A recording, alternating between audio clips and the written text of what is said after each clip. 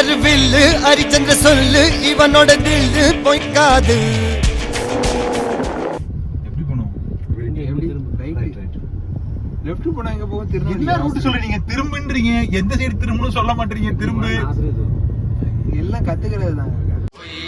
புது ரூட்டுல தான் நல்ல ரோட்டுல தான் நின்றாடும் வெள்ளி நிலவு.